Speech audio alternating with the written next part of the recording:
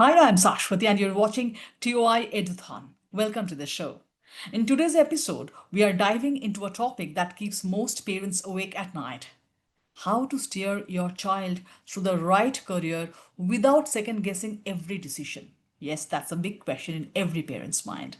The truth is, career planning today is no longer about picking between medicine and engineering. It's about navigating a maze of new age opportunities, unpredictable job markets, and global education pathways, all while ensuring your child's happiness and success. So, for this very crucial discussion, we have with us today Dr. Amrita Das, founder director of the Institute for Career Studies. She is a globally recognized educationist and career consultant. As an expert, she has earned numerous accolades, including recognition in the Who's Who in the World 2025. She serves on various educational boards, participates in international conferences, and is a panelist for news channels. And she also writes for leading dailies. Mr. Jitin Chawla, Director, Jitin Chawla Center for Career Development. He is an FMS Delhi alumnus who has led 68,000 plus workshops and 900 plus career fairs, mentoring students into top global universities including Harvard, Yale, UC Berkeley, and LSE. Miss Sonali Dawar. She is the founder and global education advisor, Elixir School of Language and Life Skills. Ms. Dawar is an internationally recognized educational consultant and life skills mentor. She has guided hundreds of students, trained teachers, led immersion programs. Yale and Boston universities have invited her to explore global education systems. So, thanks to all of you for being a part of this panel discussion today. And we would like to start off the conversation with the questions right away. So my first question goes to Dr. Das. Dr. Das, with the rapid disruption of various career fields by automation and AI, which foundational skills across domain and cross-functional should parents help cultivate in their child, regardless of their eventual career field? That's a very important question, especially because parents are very important stakeholders in facilitating a successful and happy future for their children. So, where parenting is concerned, right from childhood, it is important to provide a loving, caring, nurturing environment because that is empowering, because that helps to develop the potential of the child to the fullest. Whenever there's a success story in any field, there's a common denominator. The person who has succeeded academically or professionally or got recognition invariably says that he or she could reach this particular height because parents believed in him or her. Parents motivated, encouraged, inspired, especially when they were not successful. So that belief, that motivation and importance is very, very important to then become the fountainhead of developing the very important cross-functional skills, wherein the family and the school have to collaborate and partner seamlessly. There has to be an understanding and collaboration and cooperation. Critical thinking, for example, is one of the most important cross functional skills.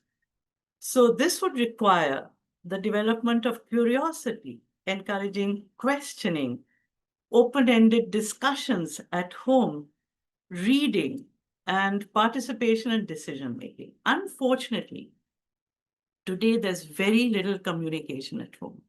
There was a time when families had meals together, where there were conversations, which was so enriching and heartwarming. So we need to bring that back. Effective communication skills encourage listening, encourage respectful communication, expression of views, opinions non-judgmentally. That again will empower students to really become fluent in their power of expression, collaboration and teamwork. So give responsibilities at home. Those who have been very successful as leaders have always acknowledged the fact that they got a lot of opportunities to participate in events at home, organizing the events. They were part of the discussions at home.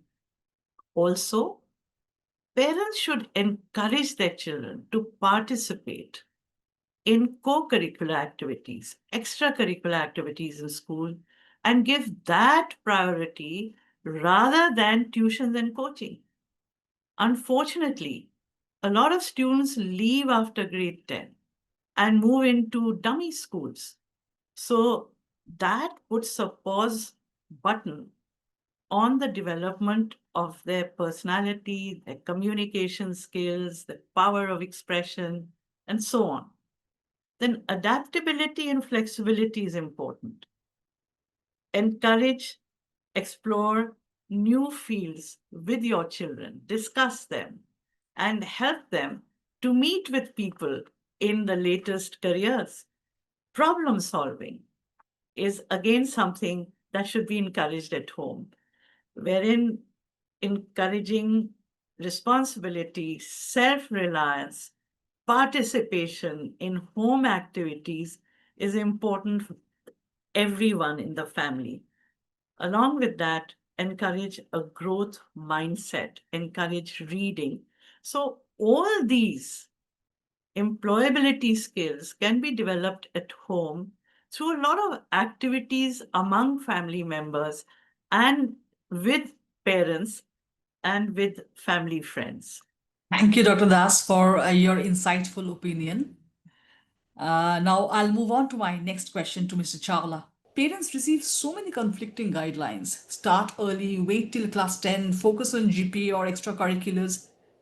Is there an ideal time or approach for parents to begin guiding their child's career thinking?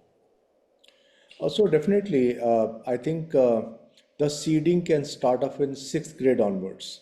You know, when a child is in sixth grade, they can start playing around with things. They can start exploration. Also, it is not only the child but the parent also. In India, a lot of career planning is undertaken, by the parents actually for the children. So it is the parent who decides a lot of time. So they also should start getting exposure and let the child also start getting exposure across domains. So, for example, understanding programming. So there are a lot of software platforms which they can use. At least Python, understanding AI, basics of AI, cyber security. So one can start off with this, and if a child is more enthused, then oh God, they can keep on going. Similarly, understanding of finance, very, very important. As even boards like CBSE, they promote financial literacy. So a number of newspapers, so they have their portals. Couple of other portals are there which can be used. People can also start playing virtual stock market games, and then uh, digital environments. So understanding digital marketing, digital transformation. So today the designations are changing. I have a client in Singapore who's working with a very large multinational bank, and his designation is Director Digital Transformation. Even services businesses like a chain of skin clinics, a very large chain of skin clinics. So somebody joined in, the designation is Lead Digital Transformation. Banks, it has already happened. That's why for a lot of services for which we used to go to a bank, today we are doing it from our laptops or mobiles. And then on the creative side, so some children would love theater. So what are the other opportunities which can be provided to them? Similarly for music, for dance, and so on. Let's say there's a student who's liking psychology. So she can go through boot camps. There are a lot of online as well as offline boot camps available. So after ninth grade, number of universities in India and outside India provide summer camps. Summer camps again happen with varied themes. So there are government institutions offering entrepreneurship summer camps. There's an institution which is doing law plus public policy. There are institutions offering summer camps in understanding cuisines, cooking, and so on. Of course, there are camps which are tech-based camps or bio-based camps. I recently met up with a doctor who helps students over a 2 month period do a research project, understands what kind of machinery, what kind of equipment is being used in a typical hospital for surgery procedures, a very detailed program for a bio student. So, this kind of exploration lets a child understand various things, and further internships and volunteerships can practicalize the concept. The moment a child gets into things on a practical way, they're able to say, hey, I am interested or I'm not interested. And then they can plan out even in a better sense. When a child is in 11th and 12th, they can start visiting universities. Of course, one might not be able to visit all the universities, but maybe a few colleges, universities, or it can be a part of the travel plan right from 10th, 11th onwards. When I speak to students who are growing up in other countries like US, UK, I see them visiting universities on a regular basis. But in India, it doesn't happen. Uh, Also, the entire process can be more structured, can be more scientific when parents they start researching more. Instead of asking other people, they themselves need to sit down and research. This is true not only for India, but more so for abroad also. Uh, there are there are so many consultants in the market, but a typical parent and child they need to research it thoroughly so that one they are not duped. Second, they can ask for certain type of universities or courses which they find it interesting. And third, uh, I mean the child and the parent has to, I would say, own up. They have to take charge that yes, we are researching, we are coming out with a solution. So, so all in all, I mean, a good amount of attention, research can lead a child to a successful career. Thank you, Mr. Chawla, for such an informative, you know, answer. I'm sure this will help our audience. Moving on to Ms. Dawar. So, Ms. Dawar, when the future job market seems very unpredictable, parents often freeze. From a global education perspective, how can they help their child pick a path which, you know, which doesn't, you know, paralyze them with uncertainty? Kasati, good evening and thank you for the question. And yes, this question is very close to my heart since I'm engrossed with parents morning, evening, and I keep on seeing the jitters coming to them when it comes to the global education, and especially when the parents are quite quite high about their children and they think too high about them, a lot of dreams, a lot of expectations. So this the word freezing is so aptly used. Yes, it is. And when you talk about global education perspective, according to me, uh, it's not actually something which is uncertain. This word uncertain comes to those who are not planned. Everything is very well lined up when you are well planned. And let me tell you one thing very clearly. When it comes to global education, I understand that there is a lot of uncertainty, but we cannot forget that there is a lot of dynamic modules existing in the market too. So now today, if you are making your child grow up in just one thought that my child is going to be engineer, my child is going to be doctor, you are actually living in a shell. You have caged your brain, you have caged your thoughts. So according to me, more than telling them what they need to do or they need to lock any career path, they have to build the career flexibility. So this is the answer to the question that states uncertainty. If you're not flexible with the options, if you're not planning the way, I mean, the dynamic world is demanding, I think the freezing and the spine chill is the byproduct, right? So, for example, if you're asking your child to prepare for the engineering or you have aspiration, it is not bad to keep the dreams. Every parent has it. When I have dreams for my daughter, right, she should do this, that, but we have to be the right people. We have to actually find out if whatever we are dreaming is channelizing or synchronizing with the ability of a child or not. So the question, which sounds like paralyzed, will never be happening if you know that what your child is capable of doing. So there are many ways you can check. So instead of asking him to go for engineering, I think you should better check whether the child has problem solving ability or not, whether your child has the ability of create the solutions out of whatever problem the child is engrossed with, right? So I think that makes the path easy. That will not make it uncertain. Also, I would like to add here, building a toolkit is very important. As Amrita rightly said, critical thinking, these are the transferable assets with the students.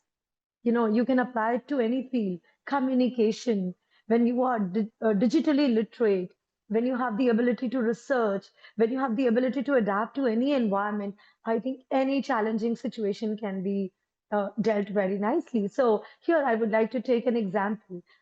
Like if your child is willing to take psychology, I think your child should start understanding the environment, should involve into mental health line, should start writing a reflective blogs right at from the beginning. Your child should be engrossed with the mentors who can really help your child to build such platform wherein then you are not finding it uncertain, paralyzed, but you are hitting arrow right dot to the point. So it's important to adapt with the dynamic environment then to feel help. Yes, that's how I see this answer. Thank you, Ms. Daur, for your valuable tips and suggestions. Uh, I'm sure we'll come across more such suggestions from all the experts throughout this discussion. Now, coming back to Ms. Das, Dr. Das. Dr. Das, feels like design, data science, climate sciences are on the rise. But what structured way can parents use to pilot test these for their child's fit before committing long term? Again, this is a very, very important question, which has multiple dimensions to it, multiple frameworks to it. The starting point is awareness of educational and career trends. And these are changing super fast because of the fast paced tech changes driven by artificial intelligence. So if you're looking at what's going to be happening in future and how important that awareness is, already artificial intelligence is being called alien intelligence. Alien because it's generating its own content. So that has happened. And the next step is going to be singularity, where AI will become super intelligent and overtake human intelligence. So we have to see, how do we prepare for this scenario, which could happen 5 to 10 years from now, wherein we are able to outsmart smart technology. And my belief is it has to be high touch before high tech, developing emotional, social, spiritual, creative quotients, along with understanding technology. So awareness of these trends is a starting point. And here is an important statistic.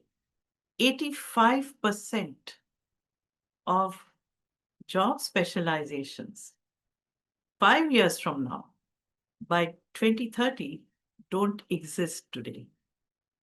So you're actually moving to a very unknown future career scenario. So you have to track the changes and you have to be future ready, starting with what matters today and then build on it. For example, there are specializations today that did not exist a few years ago. Data science has come into the forefront. And data science will continue to trend for the next 15, 20 years. It will be required despite the advances of AI. Clear dynamics, bringing together two very unlikely subject specializations, history and mathematics, to be able to predict future trends. UI, UX, interaction design, esports, game design and development, molecular gastronomy. So for those who are very keen on culinary arts and they're good at chemistry, they bring it together. And that again is a specialization. Medical humanities, at a time when robots are now doing surgeries, you need people with a background of biology, psychology, sociology to be the interface between patients and doctors. So, medical humanities. Let us move to behavioral economics and finance, a combination of psychology with economics and finance or accountancy. A huge field is neuroscience with brain computer interface. So, whereas the 20th century was a century of computer sciences, the 21st century is a century of biosciences, wherein biology connects with a number of fields. So, this brings us to the importance of interdisciplinarity. The national education policy has mandated this, has mandated the breaking down of the stream silos, but we are still talking in terms of streams. The science, commerce, and humanities streams. The paper, very important study by Microsoft called The Future Computed, has clearly said that to succeed in future, every student of technology will have to know some liberal arts, and every student of liberal arts will have to study technology. So interdisciplinarity is very important. We need to challenge stereotypes, which still exist today. Even today, there's a hierarchy of science, then commerce, and then humanities. And principals have a very difficult time in ensuring that students get what is best suited for them. Students are pushed into science if they get good marks and they're not at all interested. And those who are very interested in humanities are discouraged to pursue it. And there's a gender bias there, that it's not a subject for boys. So we need to tackle these stereotypes. And we need to move from STEM to STEAM, where the A is arts, and STREAM, where the R is research. So it's very important for parents and educators to collaborate to challenge these stereotypes and move into multidisciplinary, interdisciplinary, non-linear pathways. So no longer should it be PCM equals engineering and nothing else. PCB equals medicine and nothing else. Accounts equals chartered accountancy or business and nothing else. Most careers are open from any subject combination, because if you take up subjects that gel with you, that you're naturally good with, those subjects develop your cognitive skills. They're the catalyst for intellectual development. So you then develop a smart mind and a smart personality. This is important. Encourage cross-functional skills. I'm emphasizing it again. Each of our speakers, Nitin and Sonali, have said it, and we need to look at cross-functional skills from an early stage. So along with that, micro specializations are important. And these are cross-functional as well, like analytics. Whether you're studying hotel management or design or architecture or management, it's important to know analytics.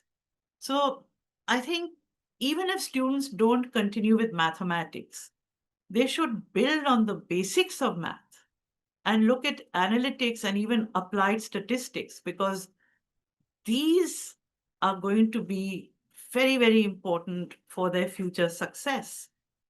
Along with that, design thinking. Design thinking is wherein you identify some gap, some problem in society and look at creative ways to address it. Understanding AI and machine learning, you don't have to develop it, but you need to understand it. Just to give you an example, some of the latest management courses are managing with AI because now you're going to have a very big disruption where AI agents are going to replace millions of jobs. Right. This is a very interesting point that you have broached, Dr. Das. Just wanted to ask one thing. Here the question is about how parents can pilot test various Yes. new fields before committing, before engaging their child So, to a absolutely agree. specific path, before Yes. before engaging their kids to a specific field of So, as I for said, long-term starts commitment. with awareness. Any pilot testing starts with awareness. For instance, if you're pilot testing a plane, you have to know all about its mechanisms, the engine, the wiring, all of that, the configuration. So I emphasize that before pilot testing, awareness is the starting point, awareness of the latest educational and career trends, challenging stereotypes. Because if you don't challenge stereotypes, what are you going to pilot test? You're just going to go along the same routes. So that is very important. Now, for pilot testing, rather than parents pilot testing, they have to encourage their children to pilot test careers because, after all, they are the ones who are going to go in for it. Of So course. I advocate that the students, the children, should be encouraged to pilot test and explore careers.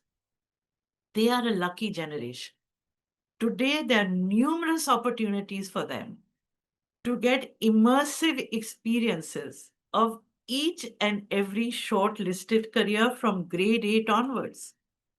Universities, colleges, institutions in India and globally are offering them a lot of opportunities of internships, job shadowing, of understanding what the field of psychology has and doing projects in it. What is fintech, for example?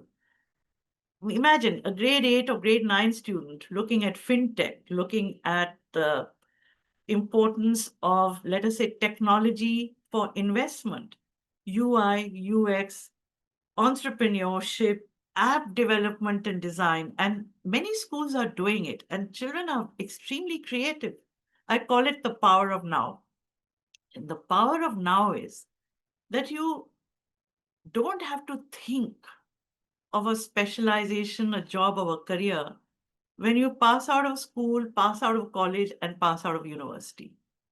You are and have the ability to be that writer today, that app developer, the entrepreneur, the teacher, the inventor, and it's happening. So, this is the best kind of pilot testing, hands on pilot testing, by encouraging them to explore these fields and then shortlist. And the universities, science institutions, other industrial organizations are providing these amazing opportunities. Now, along with that, Right.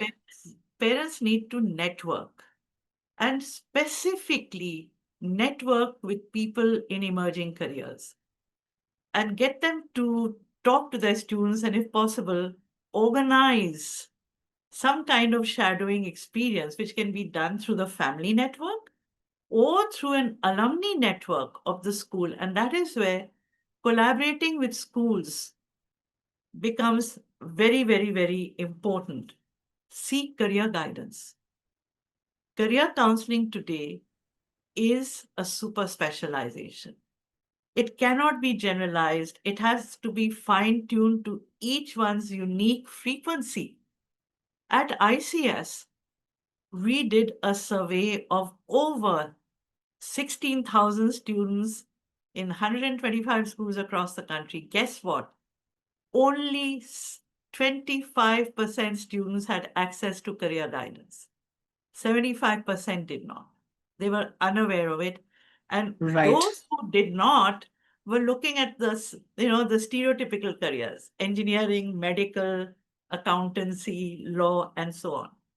Finally, while developing this whole scenario of awareness, immersive experiences, children pilot testing, think in terms of designing a career portfolio that brings together the building blocks of each one's unique talent, passion, aptitudes, abilities. For example, you can be an artist who's a filmmaker, who's a teacher, who's an entrepreneur, who's an app developer. So bring this together. More and more it will be required in a gig economy wherein your sources of income will come from many such, I would say, engagements in fields of your choice. It's not going to be one. Also, it's going to be dynamic. I want to conclude by saying that every child will have a minimum of 5 career innings. So the pilot testing and awareness is ongoing. So I thought Right. I'd give you Right. a wider perspective because that is important to be able to explore and align and fine tune what would be the best at each point of time, linking Right. with the emerging ones. Thank you. Thank you. Thank you. Yeah. So I'll move on to Mr. Chawla now. Mr. Chawla, beyond traditional doctor, engineer, lawyer roles, emerging careers like biotech, fintech, as Dr. Das was already talking about, sustainability, computational linguistics are gaining a lot of traction. How should parents evaluate these newer domains for their child, because these fields are very new and parents do not have too much understanding or information about these fields. So what is the best way to know about these newer domains and guide their kids accordingly? So very good question. In fact, two ways. One offline, second online. See, online today there are n number of webinars happening. There are universities conducting webinars. There are career counseling companies conducting webinars. There are specialists in a specific area, or let's say there's a new university which has started out. There are portals, which aggregate a lot of courses from different places for school students. So when I look at what is available today, it is a wide array of things available online. If I am a parent, I would structure it. I would keep, okay, maybe once every week, I'll spend at least 1 hour in exploring online. Yeah. And maybe I'll start pretty early. Maybe I'll start when the child is in seventh or eighth grade. I'll start exploring. And by ninth and 10th, I'll start exploring specific things that my child is interested in bio. So, what is this thing which is like bio plus entrepreneurship?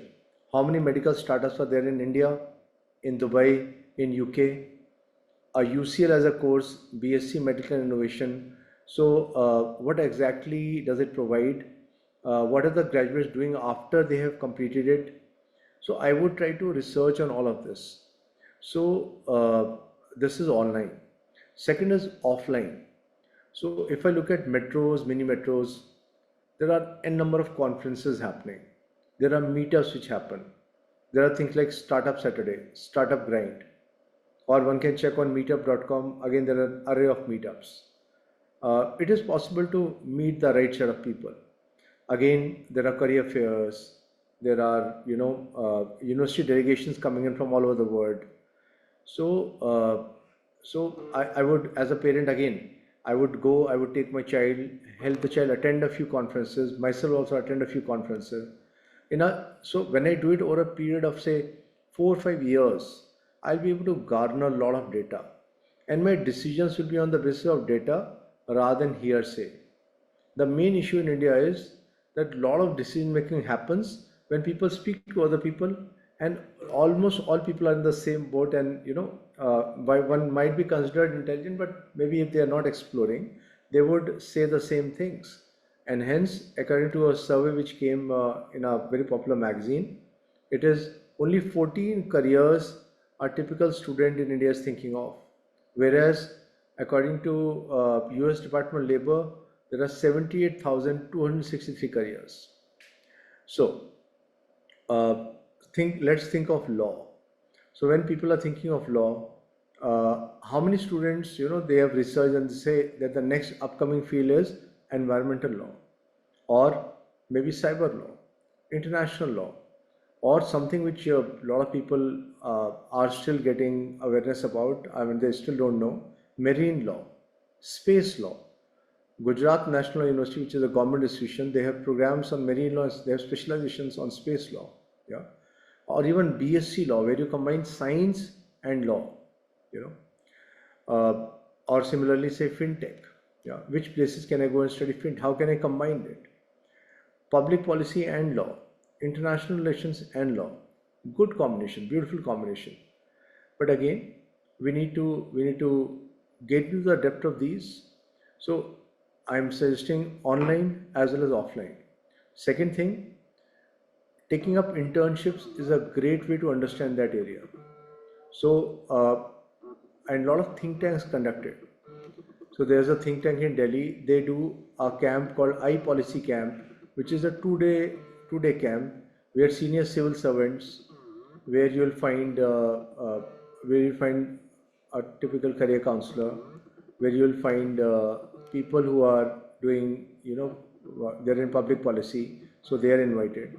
So these set of people, they do a camp, and a child understands and will be able to decide that, yeah, I'm really interested, or maybe I'm little interested, I'm not interested, I look at it later. So accordingly, then choices can be made. So a parent can definitely enable these things, aided by the school. It's a partnership between the school and the parent. Today, a good school does provide a lot of resources, but more in terms of competitions. Somehow, competitions has always been talked about. But definitely, I mean, if a parent spends time, they can find other resources.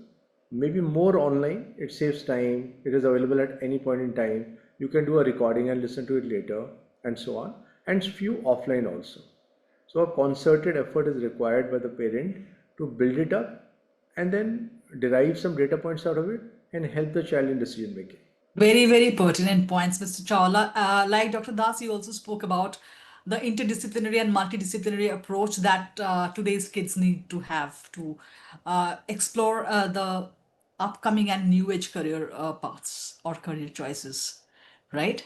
Very, very pertinent points. The other thing that I found very interesting is this partnership between parents and educational institutes, which are needed to make the right Very, choice. very important. And I Yeah. mentioned it right at the outset also. And I'm so happy that Jitin has reinforced that.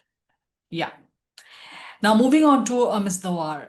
Ms. Dawar, do you think it's worth sending a child abroad early for niche fields that are not offered in India? What realistic criteria should parents assess, starting from costs and outcomes to return on opportunity? All right.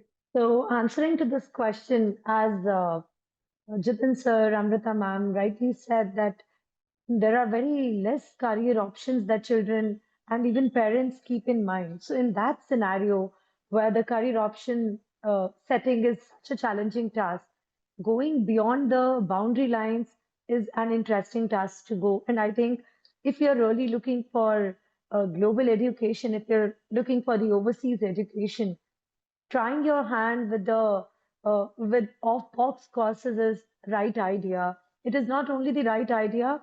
There is one thing which I have practically experienced, right? So where there is less of crowd, you have better opportunities for your job, you have better options to work, and you have the whole battlefield and the playground open just for you. So by this, I don't mean that there are no challenges. Everything comes with pros and cons. So when there are less of candidates, obviously you have a lot of research work to go about because there will be less of people who are going to govern you for so-called herd mentality, wherein you are more convinced with what other 10 people are saying and not with what your brain is saying. So yes, when it comes to off-box courses, these foreign universities are really very well cultured, right? Be it the equipments, be it the specialized labs, right? So I remember, when I was for the tournament in uh, at Harvard, right? So we were on the tour, right, wherein the labs were shown and everything. I think anybody who is not even having the career option in the mind can open up their minds when it comes to the facilities that they are giving, the approach that they are taking. One such example I would like to quote the debating culture. I prepare students for debates and help them to crack various debates at various universities, be it IIT Kanpur, IIT Bombay, or recently we are even heading for the Harvard Debate Union. Seen in my career that when it comes to off track, debating culture was not along with the Indian parents because that's the added effort. Right. For them, debating is just about winning. It is more of like a sport, just like we play chess, wherein you are really working, on off track, on offbeat techniques. That's one example. That's one subject debating. However, there are various things and various options that are open for you. Let's say, astrophysics. I don't think so. India has the culture of talking about astrophysics. Then we have biology also comes with various fields, marine biology. There are many such, uh, courses, behavioral economics. There are many things that are attached to when you come to off-box courses, and I think probably the career options are far more better. So now, when it comes to practicality, yes, realistic approach is another mandatory part to be taken up. If you're not realistic, you're just going by what is being offered. And also, I've seen people selecting courses according to their favorite country, the country they want to reside in. That's another flaw and the blunder that the parents commit, so and so relative is in that country, so let me, encourage my child to pursue this course, this college, she'll be getting a great health. Yes, that's the approach one should take, but not at the cost of your career options. So I measure it with the layered criteria. Number one, there should be clarity of interest that you have. So now, if you have a problem solving, or okay, let's say you have the interest in the projects like sustainability, then you must expose yourself to United Nations model conferences, MUN, which has become so common these days, right? And then you can really intern yourself with NGOs. That actually shows your sustained interest. One thing very important I would like to put here, if you try your hand, before in the early stages, you even come to know whether you will be able to sustain the particular subject option for a longer period of time. Because perfection comes with time. It is not only about passion, it should be about the attaining perfection too in your desired field. Apart from that, academic and the emotional readiness is very important. We plan children to assign them for the universities abroad. I have students who have left their courses in between and come back because of the loneliness, right? They have been brought up under such comfort zones that it becomes so tough to combat with the challenges, starting from, doing your own laundry, cooking for yourself, and, then managing your own academics. You're responsible for your own result. You're getting up, being disciplined, having nobody to say you that you have to be disciplined. So families have to be really realistic that how they are bringing up their children. If they're really planning, they have to make their children little more off comfort zone, which I think probably parents these days are not willing to. You know, I mean, they cannot bear even a tinkle of sweat on their forehead, on their cheek. So, challenging themselves in the such environment wherein you have nobody to talk to you, wherein there is nobody to listen to you after a long day, whether you had challenges in the university or there was somebody who actually disturbed you, meeting deadlines. So, uh, this is how I'm going to quote it. So it is more of understanding maturity of your child before actually setting the goals and setting the university. Another point to be laid here is return on opportunities. You know, generally the question comes, will my child be able to have job opportunity immediately after a certain course? Here what values is the network, how your child built up the network in past 3 years or 4 years, whether your child was experimental or not. Even ma'am said, and Jitin sir too said about this. So if you say that you're wanting to pursue your career in the game designing, then you must expose your child to various techniques wherein you can help them explore coding programs, and they should intern at actual studios. So there should be a typical portfolio driven system, right? None of which is, existing, I think, here in India. There are a lot of challenges uh, for the people who are building their folios for the off track or offbeat courses. Last but not the least is the financial stability and sustainability. That's really important. And I think that's very important before anything else. And another important part I did not talk about is the hybrid options available. Right. I think you should even try your hands with the exchange programs, wherein a child is going for a duration of, let's say, 1 month, 15 days. Exchange programs, I think, is the best option when you want to see if your child will be able to survive in so-called the new atmosphere or not. Then you have summer camp, summer school programs, which are quite in these. So, yes, I think before heading towards anything, you must actually shortlist and layer everything one by one, starting from, I mean, ending my answer, starting from the clarity of interest to emotional management, emotional readiness, understanding the maturity, understanding the opportunities, and finding the opportunities once you are returning back.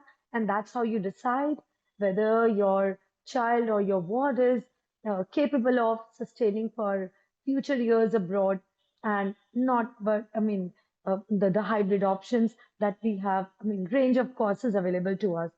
There are a number of ways with which we can really test ourselves whether we'll be able to survive the new courses or not. So, answering to your question, yes, that's a very mindful decision, and it should be taken up with a lot of clarity and unwinding, every turn or around the coil. So, to understand it better. Yes, that's what my opinion towards this question is, and parents must actually take note of these points before deciding anything. Yeah.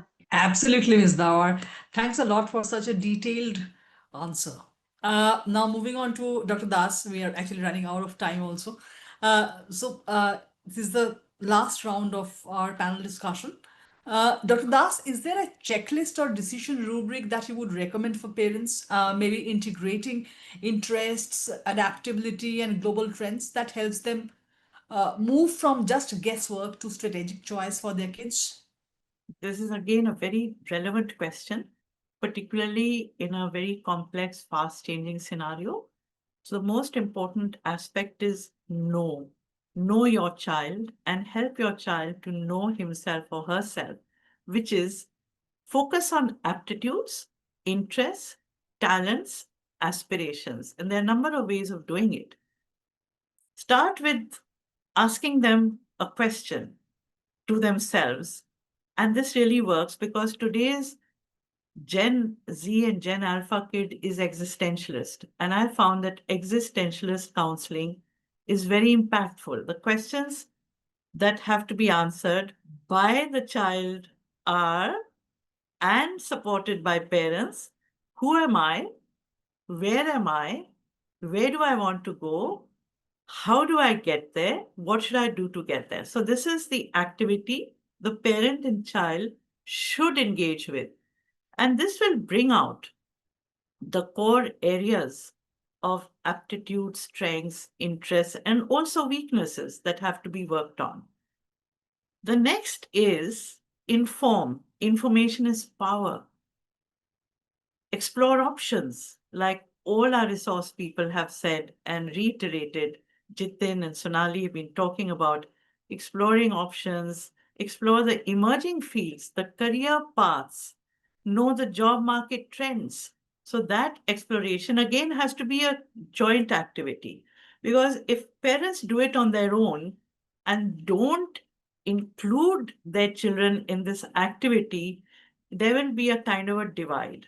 So it's that understanding and bonding is important, wherein the child realizes that my parents want the best for me, and there's a relationship of trust and understanding. So know the job market trends and share it with the child, discuss it. Assess the right course at the right campus. This is so, so important. The right course would be the course best suited to the profile of the child, and the right campus would be the campus that is known for those courses that would develop the potential of the child to the fullest. A campus that has recognition, reputation. Now, there's a lot of confusion. As Sonali said, study in India, study abroad. And here again, it shouldn't be a prestige issue. Whatever is best for the child, and particularly in a very fast changing geopolitical economic environment, we've got to look at the changes and decide accordingly. We have to have plan A, B, and C. For example, a lot of students who got admission to US universities and did not have a plan B are stuck because they didn't get a visa. Options are changing. India has wonderful universities with collaborations with foreign universities. UAE has come up with some great options. We've got to look at options which are safe, secure, and which are really great in terms of the offerings for academic and professional development. Now, right course, right campus should also include opportunities for internships starting from year one.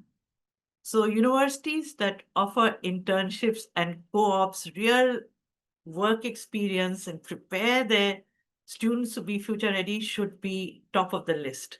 So, here, the right course at the right campus, online and offline options, as Jitin spoke about. This is really important because students may have to pick up some multiple specializations. And the good news is also that the University Grants Commission has permitted two simultaneous courses, which was not possible earlier. Then, an important part of that rubric, as we've all spoken, is developing relevant guidance and support systems throughout, within the school and beyond the school, encourage self reflection and goal setting. In fact, you know what I advise students to do, and Right. it's worked really well? Parents discuss with them, and then get your children to do a PowerPoint presentation of what, after the discussion, they have decided on. This will lead to a lot of self reflection and do regular check ins and monitoring. So, again, it's a process. No informed plan. And for plan, I want to just conclude with something that I found is really relevant. Robert Frost said, two roads diverged in the woods, and I took the one less traveled by, and made all the difference. I say, today, infinite roads diverge in the woods. Let's encourage our children to take the least travel by, if that suits them. Better still, develop a road of their own, because entrepreneurship and serial entrepreneurship will definitely help them to thrive in the future. So, Thank you, Dr. Das. Thank you. Thanks a lot for such an insightful and such a thoughtful opinion about this. Thank you. Yeah, so we'll move on to Mr. Chawla now. As I already said that we are running out of time. So let's you know move on to Mr. Chawla at the moment. Yeah, Mr. Chawla, you emphasize a lot on psychometric assessments, internships, and aptitude based mapping, right? Yes, yes. So my question to you would be, in what sequence or combination should parents deploy these to support evidence-based career planning? So, so see, testing the way it has evolved in the world is initially US Army started using psychometric tests. They were subsequently taken up by other nations, and they were initially taking it for selection, or rather, I would say elimination of people, and they would finally select for the defense forces. Even in India, also, there's a very elaborate system of recruiting officers, either it is through ND or CDS, where testing is used. So, when it comes to schools, typically IAP testing, interest, abilities, and personality. Of course, some tests added value, motivation. Some tests might have added other dimensions also. But typically, the base has been IAP testing, interest, abilities, and personality. We share with schools, and we also use. So ideally, standardized tests has to be taken. Standardized tests are which have been checked for their validity and reliability. So, typically, ninth grade onwards, a lot of people take tests, or schools also start tests. Some schools have in-house career counselors, so they might do it. Sometimes there's an outside agency doing the testing. But interpretation of the test is very important, has to be done by a qualified resource. And then a lot of conversation, a lot of detailed, structured conversation with the child, so that you understand that, okay, these are subjects I'm interested, these are subjects I'm disinterested. And it is not only because of a teacher, but because I've tried it, this way I tried, that way I tried, but somehow I was not able to.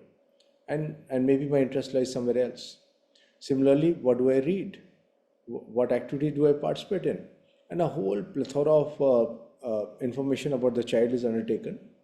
And then a career counselor would talk one to one and say, let's say, eliminate based on the test results, based on the inputs, based on the parents' inputs. Maybe there's a short list of careers, say 7, 8 career options which appear for the child, and then further exploration is required. And now is the stage when the child can take up. Initially, we suggest research, so it can be a secondary research, take up a certain time frame. Sometimes, if there are holidays, people can complete it faster. Otherwise, take more time and research that area. So somebody is saying that, look, I might be interested in finance, and that person takes up a research, AI in stock markets, or say somebody is interested in psychology, and a research is taken, psychological implications of euthanasia, you know. So the moment the child starts researching, typically they would use, let's say, a Google Scholar or any other resource, and they would come out with a lot of stuff. And then the child starts working on it. So now they start realizing what is what, and this is how it will shape up. Further, at our office, we try to provide them YouTube videos and other resources, Instagram accounts to follow, Discord communities, and so on. And then the student comes back and either gives a very positive, yeah, this is what I like, or maybe I'm thinking about it, or I dislike. So typically, this is the way it will happen. And then so it's like a flow chart. So first thing, second thing, third thing, and then subsequently, now is the stage when the child can be sent for an internship or a small project in a live setting. It can be, as Dr. Amrita had said, she had shared in the parent circles. So it can be through that. It can be that you already approach some people. I have successfully helped a lot of people that you go to a conference or a fair. So suppose there's an electronics fair being organized, new launches are happening. It's very easy to go and speak to people. There are a lot of startup events happening. Again, it's very easy to go and speak to people. So one can go to such fairs, conferences, other places, and connect with the right set of people, and also through LinkedIn. So LinkedIn is a very, very powerful resource which students and even parents can use to connect. So, and if somebody has researched on an area, let's say, let's say there's a sleep disorder expert, and you connect with the expert on LinkedIn, you appreciate their posts, you get in touch with them. So maybe 5 6 times you have appreciated, you have connected, you have engaged. So you are likely to get a much better response than if you were to just write to them separately. So maybe an internship or a live project happens. uh, uh, Subsequently, maybe the student is in a graduation stage. So at that stage, you can even go for a job and you taste it out. Maybe you like it, maybe you say, hey, this is not my cup of tea, I want to try something else. So I had a student who went in for advertising, but finally decided, no, I'm more of a design plus management person rather than advertising. But that clarity only happened when the person worked for 1 year. So somewhere that working thing has to, like, obviously you cannot work in so many careers. So somewhere that visual of working has to be absorbed by the child much earlier. And today there are websites, there are places where you can go and check work environments. You can go and research that what would happen, what exactly do you do. So even finance, I would say, so finance has like maybe 22 career options, yeah, and which are so diverse from each other. So so if I'm a parent and a child, I'll kind of start off in this journey. I would plan this journey. I would collect data points across the way, and then keep on taking a call at each stage. So maybe for a CBSE student, it is after 10th you have to choose a subject. An IB student does it much earlier. Similarly, ICSE, ISC student, and then 11th and 12th the time when you choose a career, you choose a university, and then you build up. But the live experience, I think, is one of the crucial things which will help you separate other things and finalize your career. Thank you, Mr. Chawla. Thanks a lot for such a sharp and pointed answer. Now I'll move on to my concluding question. Ms. Dawar, over the school years, what practical milestones or steps can families plan, starting from profile building, exposure trips, and summer programs to keep their child's career journey flexible yet informed? Well, Shaswati, this is such an important and the relevant question to this era, especially the helicopter mothers, right? I mean, with a lot of expectations and just understanding the very important part. According to them, perfection is the only word that exists on this planet Earth. So, I mean, the childhood which we have earned, I mean, the generation, this generation is in a sorry state because I keep on interacting with parents.